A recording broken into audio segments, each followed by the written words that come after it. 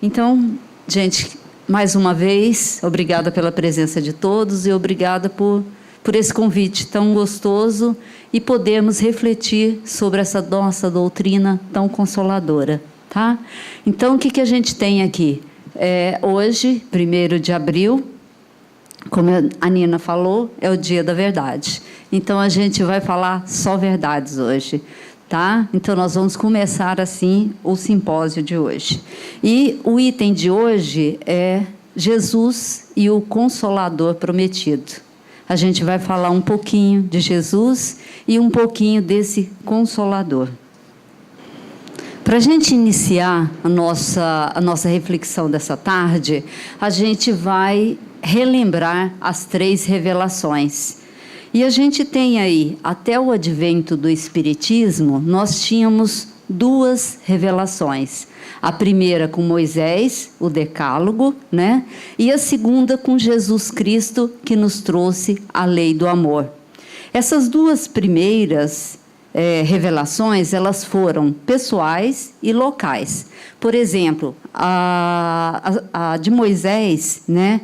Tinha a lei de Deus, promulgada lá no Monte Sinai, e a lei civil, disciplinar, que Moisés precisava instituir naquele momento para aquele povo daquela época, né? E a outra veio com Jesus e a lei do amor. Aí Jesus, ele fala o seguinte: eu não vim destruir a lei de Deus, a lei de Moisés, essa lei que Moisés trouxe através do Decálogo. Eu não vim, ele veio cumpri-la, ele veio desenvolvê-la, ele veio dar o sentido a essa lei, veio vivenciar e mostrar para nós. Na realidade, esse seria o 11º mandamento, que seria amar a Deus sobre todas as coisas e ao próximo como a si mesmo. E nós estamos nesse ponto. Amar a Deus e ao próximo como a si mesmo. Às vezes a gente encontra um pouco de dificuldade, mas temos que tentar, temos que persistir. Aí um pouquinho falando de Jesus, né? Jesus, situando ele como personagem de Nazaré, com Jesus começou uma nova história da humanidade. Com Jesus veio a grande luz que brilha nas trevas. É a esperança dos povos, principalmente daqueles povos sofridos daquela época, né? Então, é a esperança, a salvação do mundo. O seu nascimento marca o centro de toda a história. É o maior acontecimento da história humana. Agora a vida humana toma outro rumo, um retorno à casa do Pai. Como eu vou fazer para chegar até Deus? Sendo Jesus esse caminho, essa verdade e essa vida. Então, por isso nós dizemos, né, que antes de Cristo e depois de Cristo, para a gente pontuar essa nova história, para a gente pontuar essa nova escrita, essa nova forma de ver o mundo, antes de Cristo e depois de Cristo. E a gente vai ver, segundo o Evangelho, quem é Jesus Cristo, né? Aí a gente tem lá em João: eu sou o Filho de Deus. Em Mateus: tu és o Cristo, o ungido, o Filho de Deus vivo. Em Mateus novamente: tu és o Filho de Deus. Sim, eu sou. Eu sou o pão vivo descido dos céus. Eu sou o caminho, a verdade e a vida. Continuando, é o exemplo de vida, um modelo de autenticidade, que vosso sim seja sim, sim. Às vezes é muito difícil a gente falar, agir e atuar. Muitas vezes a gente pensa uma coisa, fala outra e age de uma outra forma. Então, que o nosso modelo de autenticidade possa ser o modelo de Jesus. um modelo em que possamos dizer sim quando for sim e não quando for não, né? Então, modelo de simplicidade, ser simples como as pombas. Modelo de fraternidade, amai os vossos inimigos. Amai-vos uns aos outros. O único que salva, eu sou o caminho, eu sou a direção, eu sou... Compromete-nos a libertação, eu vos envio. Sede perfeitos como vosso Pai é perfeito. Então, lembrando sempre, sempre que somos filhos de Deus. E se Deus é perfeito, nós somos perfeitos também. Se às vezes temos alguma imperfeição, porque nós estamos ainda nos descobrindo. Nós estamos ainda nos construindo. Então, dessa forma, Jesus falava, sede perfeitos como vosso Pai é perfeito. E que nós possamos lembrar dessas palavras no todo dia. Todo dia estamos nos descobrindo. Agora, quem foi Jesus, a sua importância para o Espiritismo? Jesus é o Espírito mais iluminado que a Terra conheceu. Ele veio nos mostrar o caminho. Ele veio nos mostrar a direção. Ele veio até nós para que nos ensinasse a ciência do bem viver. Às vezes a gente se atrapalha tanto, né? A gente quer tanta dificuldade e o bem viver é simples. O bem viver é o dia a dia, normal nosso. Nada muito complicado. Muitas vezes nós preocupamos, nós nos atropelamos. Então ele veio até nós para que nos ensinasse a ciência do bem viver, que ele já conhecia e já praticava, por toda a caminhada evolutiva que ele fez, tá? Desde há muito e é de importância fundamental a sua vinda para o mundo inteiro. Mesmo para quem ainda não o reconhece, todos recebemos as influências entre nós desses ensinos de Jesus. Então, a cada um de nós, esses ensinamentos nos tocam de uma forma, de uma maneira, independente da gente ter esse conhecimento ou não. Então, a divulgação, olha lá, Messias, significa o mensageiro de Deus, o que traz um recado de Deus. Cristo é o pensamento grego infiltrado entre nós, infiltrado no cristianismo, mistificando o espírito cuja diferença reside na sua iluminação. E aí, Emmanuel, desculpa, gente. Emmanuel nos disse, cristianismo significa Cristo entre nós. Essa é a forma de ver Cristo. O cristianismo, a sua visão geral, uma visão geral para que a gente possa entender esse cristianismo. Ele surge na confluência do misticismo oriental, isso lá muito atrás, um pouquinho de história para que a gente possa se situar e para que a gente possa compreender esse cristianismo, né? Do messianismo judeu, do pensamento grego e do universalismo romano. O núcleo da doutrina cristã é a fé num Deus revelado como Trindade, o Pai, o Filho e o Espírito Santo. Crença comum a todas as igrejas, as instituições, né, no caso aí. É uma religião monoteísta que coloca em primeiro plano a comunhão com Deus, o Pai, por intermédio de seu Filho, Jesus Cristo, o Salvador da humanidade. Então, o cristianismo como religião dos cristãos está centrado na vida e na obra de Jesus Cristo. A semelhança de Sócrates, Cristo não deixou nada por escrito. Foram aqueles seus seguidores que escreveram. E esses seguidores só escreveram 70 anos depois. Então, a gente vai ver aqui um pouquinho, ó, a palavra evangelho, no singular, representa a unidade do pensamento de Jesus, ou seja, o alegre anúncio. No plural, a diversidade de interpretação dos evangelistas. Por isso que a gente tem aqui, ó, o evangelho segundo Mateus, segundo Lucas, segundo Marcos, segundo João.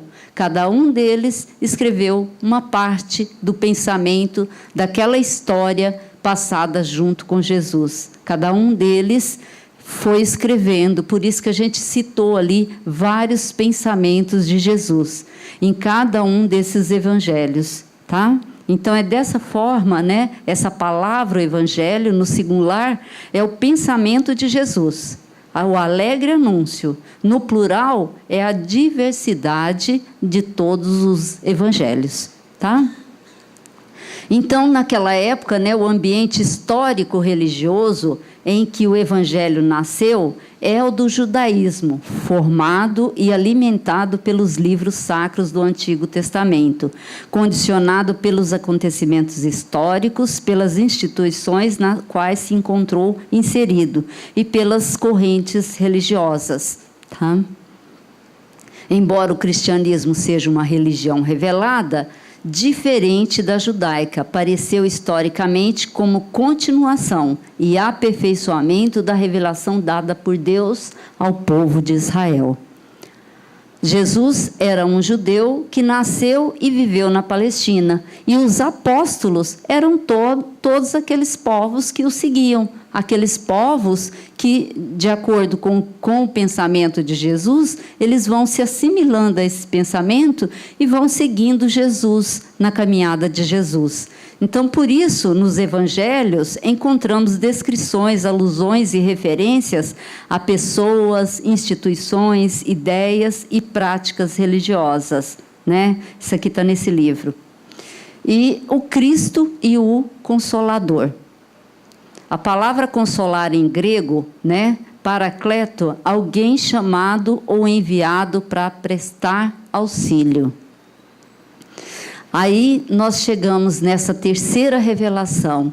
E a terceira revelação, não adianta a gente não falar de Kardec ou falar novamente de Kardec, né? A terceira revelação, que é o Espiritismo, não foi nem local nem pessoal. Foram os espíritos que ditaram. Foram os espíritos que, através da influência, né, foram aos pouquinhos chamando a atenção de Kardec, e o Kardec, a partir deste momento, ele começou a estudar, começou a organizar esses pensamentos desses espíritos, né? Então, Allan Kardec foi apenas o codificador, o organizador. Ele organizou, até mesmo pelo seu próprio trabalho, né? Pela sua forma de trabalhar, tá?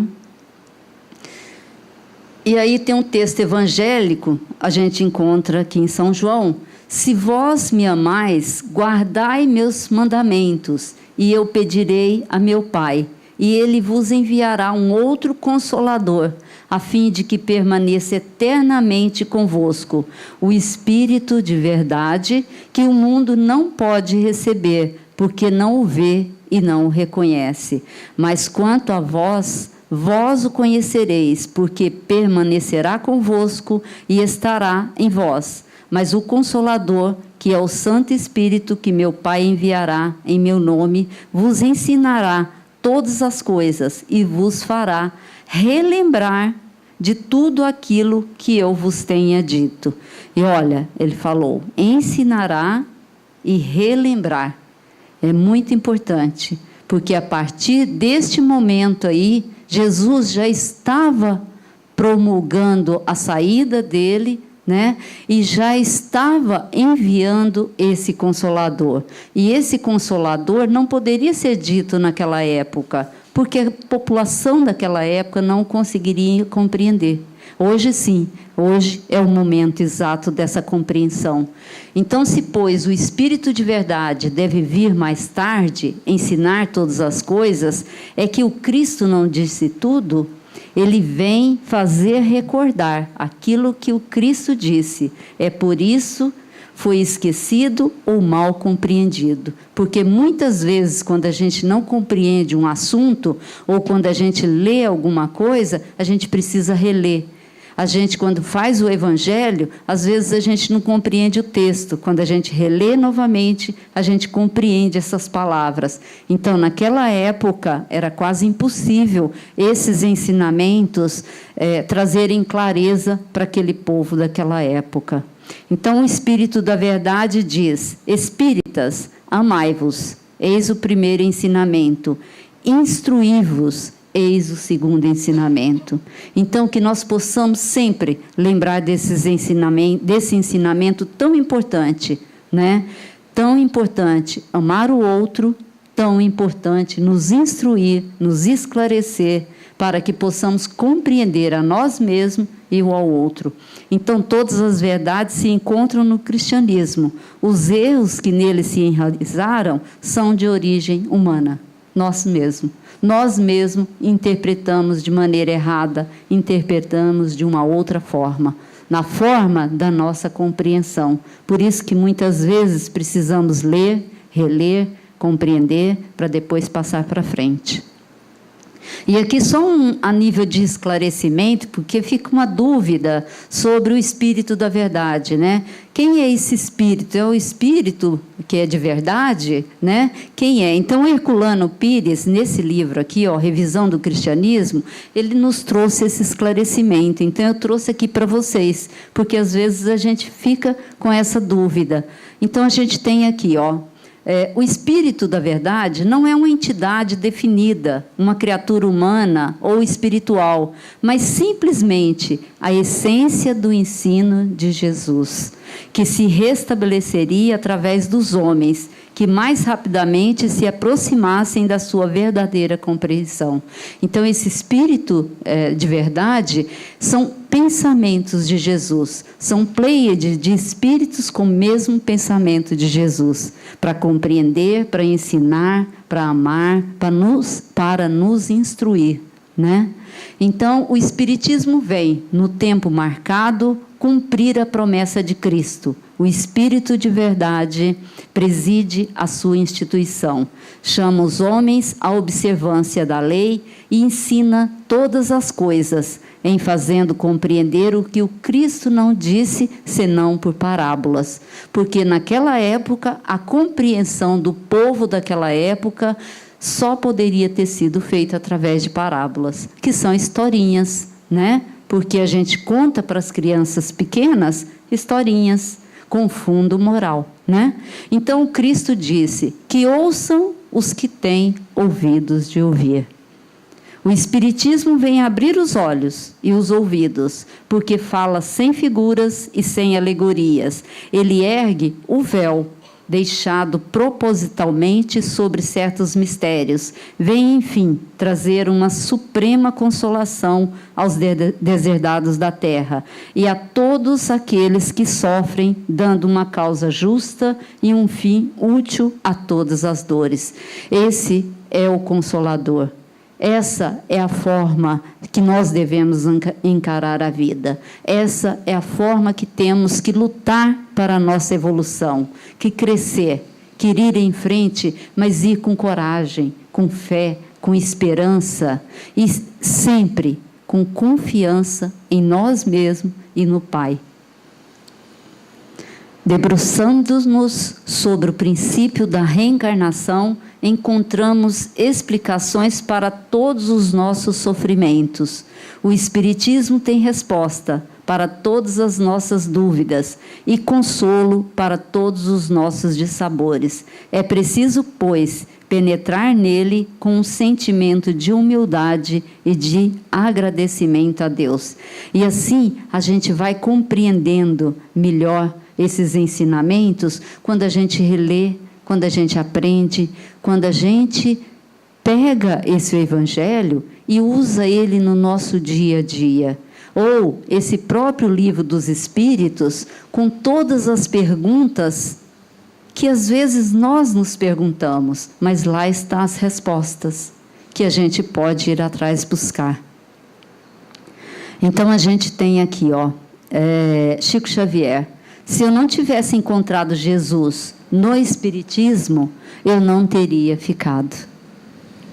O Espiritismo realmente nos desperta a mente para a profundidade dos ensinamentos de Jesus. É importante que nunca nos cansemos de estudá-lo. Com o Espiritismo, Jesus desceu da cruz, matou a morte e nos proporciona um destino de responsabilidade, mas de liberdade. Nós somos os artífices de nosso futuro. Nós podemos criar esse futuro, nós podemos mudar esse futuro, nós podemos fazer a nossa direção conforme o nosso entendimento e a nossa compreensão. E, mais ainda, que estudemos tudo o que estiver ao nosso alcance para fortalecer a nossa convicção espírita. Dessa forma, a gente vai compreender esses ensinamentos de Jesus com uma clareza, com uma forma de percepção maior. E aqui a gente termina falando o seguinte: Jesus, apresentando-nos o Espiritismo, através do Espírito da Verdade, cortou-nos os grilhões com o passado, permitindo-nos desvendar um horizonte cheio de luz e paz, que já podemos vislumbrar nas pequenas alegrias que conseguimos atingir através do esforço no bem, aqui e agora.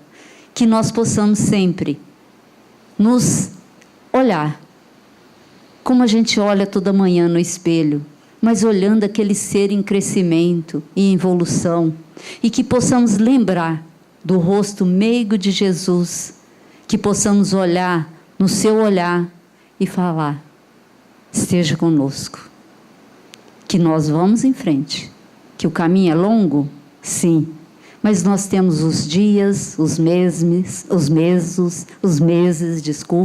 os anos. Nós temos várias encarnações. Nós somos infinitos. Nós podemos crescer, sim. E nós vamos. Porque Deus quer e Jesus está ao nosso lado.